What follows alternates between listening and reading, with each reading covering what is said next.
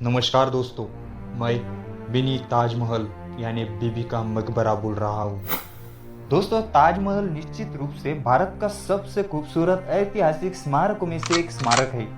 और आप में से बहुत से लोग ये नहीं जानते कि ताजमहल की एक और प्रतिकृति भारत में मौजूद है, जिसे बीबी का मकबरा कहते हैं, और वो भारत के महाराष्ट्र राज्य के औरंगाबाद जिले में मौजूद है।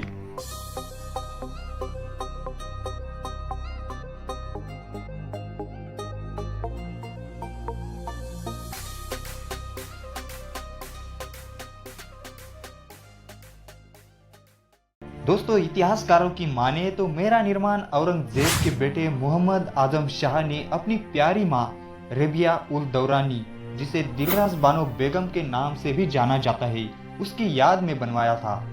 दोस्तों, बीबी का मकबरा यानी मैं ताजमहल पर आधारित हूँ, जो आगरा में पूरी दुनिया के लिए एक मौजूदा आश्चर्य बना हुआ है।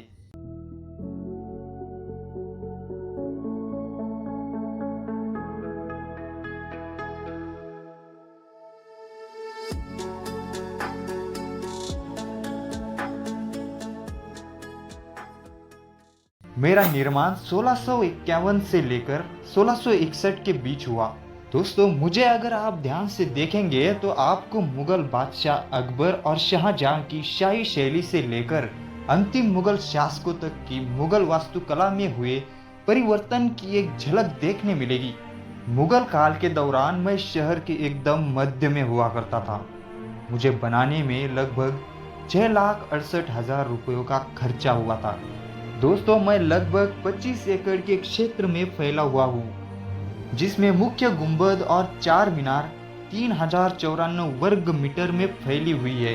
मेरे मकबरे का गुंबद पूरी तरह संगमरमर के पत्थर से बना हुआ है, और गुंबद के अलावा दूसरा निर्माण प्लास्टर से किया गया था।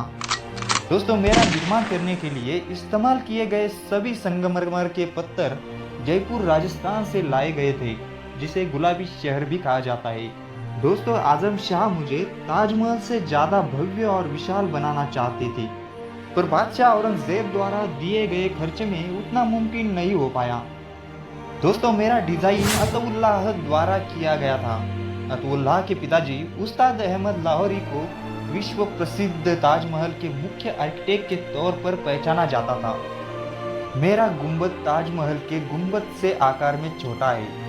तकनीकी खामियों के कारण और संगमरमर की कमतरता के कारण मुझे कभी ताजमहल के बराबर नहीं समझा गया।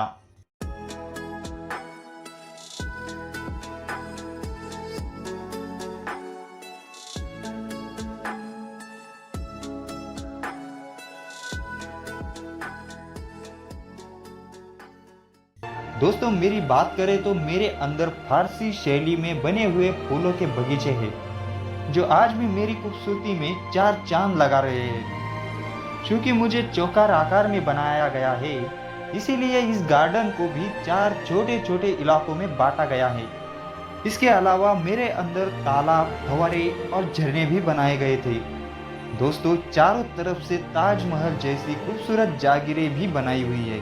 मेरे तक पहुंचने के लिए आपको सीढ़ियों के 3 रास्ते हैं।